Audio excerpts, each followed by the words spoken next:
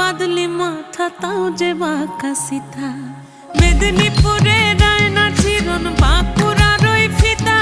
আর যতন করে বাঁধলি মাথা তাও যে বাঁকা সিথা পেছ পাড়িয়া রাজগো